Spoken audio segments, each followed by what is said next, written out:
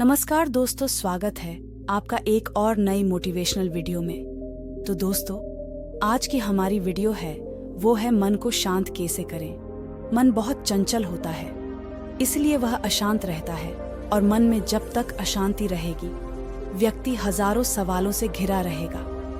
व्यक्ति को जब तक मन में चल रही सवालों के जवाब नहीं मिलेंगे उसका मन अशांत ही रहेगा। लेकिन मुख्य प्रश्न यह है कि मन को नियंत्रित कैसे किया जाए और मन को कैसे समझा जाता है। मन बहुत चंचल होता है, इसीलिए वह अशांत रहता है और मन में जब तक अशांति रहेगी व्यक्ति हजारों सवालों से घिरा रहेगा।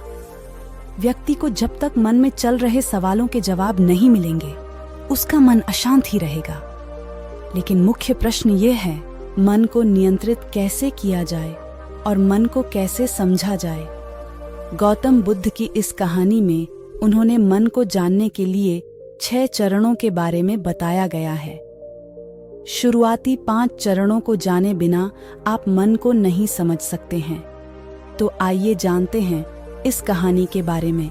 एक बार एक व्यक्ति गौतम बुद्ध के पास गया और पूछा कि मन को नियंत्रित करने का पहला चरण क्या है। बुद्ध कहते हैं, अपने मन को समझने का पहला चरण है इसके द्वारा दिए गए लालच की व्यर्थता को देखना। क्योंकि जब मन अनशांत होता है तो कई तरह के लालच देता है। जिसने मन द्वारा दिए इन लालचों को पहचान लिया उसने मन को समझ लिया। फिर व्यक्ति बुद्ध से पूछता है, लेकिन हमें यह कैसे पता चलेगा हमारा मन हमें लालच दे रहा है और वह लालच व्यर्थ है। इसका जवाब देते हुए बुद्ध कहते हैं, अनुभव से। मनुष्य मन के लालच से जिस कार्य को अतिपूर्वक करता है उसमें उसे हानि ही होती है और हानि के बाद ही उसे अनुभव भी होता है। जैसे जिसने वास्तव में ये देख लिया कि नशा करना केवल दुख है वह नशा मुक्त होना शुरू कर देगा। जिसने जान लिया कि ईर्ष्या से खुद का नाश होता है वह ईर्ष्या से मुक्त हो जाएगा। मन को समझने का यही पहला चरण है। बुद्ध बताते हैं, मन को जानने का दूसरा चरण। व्यक्ति बुद्ध से पूछता है, यदि व्यक्ति पहले चरण से यह जान जाता है कि वह मन द्वारा दिए लालचों के कारण दुखी है तो फिर दूसरा चरण क्या है। बुद्ध कहते हैं, खोज पर निकलना।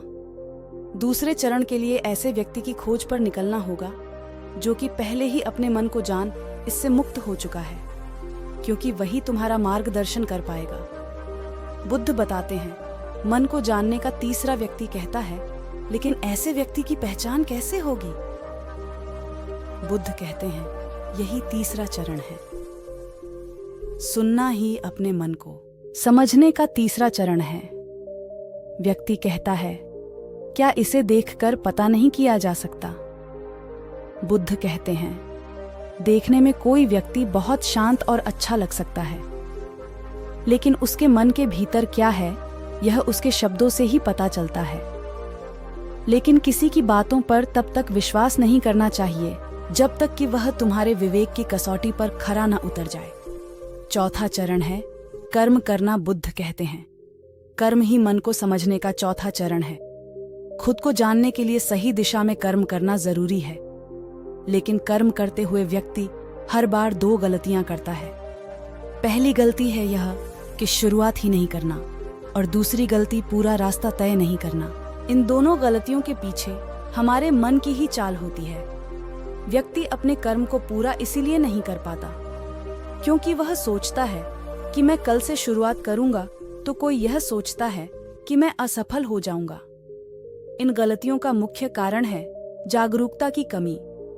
इसके बिना मन व्यक्ति को उसके सही दिशा में चलने नहीं देता। मन को जानने का 5वां नियम है जागरूकता। बुद्ध कहते हैं, मन को जानने और समझने का 5वां चरण है जागरूकता। इसीलिए हर कार्य को जागरूकता के साथ करो। बिना जागरूकता के साथ किया गया कार्य या फिर जिया गया क्षण मृत्यु के समान है। व्यक्ति बुद्ध से पूछता है, अपने जागरूकता के स्तर को कैसे बढ़ाया जा सकता है। बुद्ध कहते हैं, ध्यान से। ध्यान ही मन को जानने, समझने और नियंत्रित करने का अंतिम चरण है। यानी ध्यान ही वह नाव है जिस पर बैठ मन रूपी नदी को पार किया जा सकता है। जिस व्यक्ति ने इन शुरुआती 5 चरणों से ध्यान को जान लिया उसने अपने मन को जान लिया। गौतम बुद्ध कहते हैं, व्यक्ति को अपने अंदर प्रेम भावना भी अवश्य रखनी चाहिए, क्योंकि प्रेम से मन मोटाव कम होता है। प्रेम से ही भक्ति और सफलता के मार्ग पर चल सकते हैं। घृणा हमें मार्ग से भटकाती है और सफलता से दूर करती है। दोस्तों, आपको ये वीडियो कैसी लगी हमें कमेंट करके ज़रूर बताएं और वीडियो पर एक प्यारा सा लाइक ज़रूर करें और चैनल को सब्सक्राइब करना ना भूलें। साथ ही बेल आइकन को ऑल पर सेट करें ताकि ऐसी ही और मोटिवेशनल वीडियो की नोटिफिकेशन आप तक पहुंचती रहे।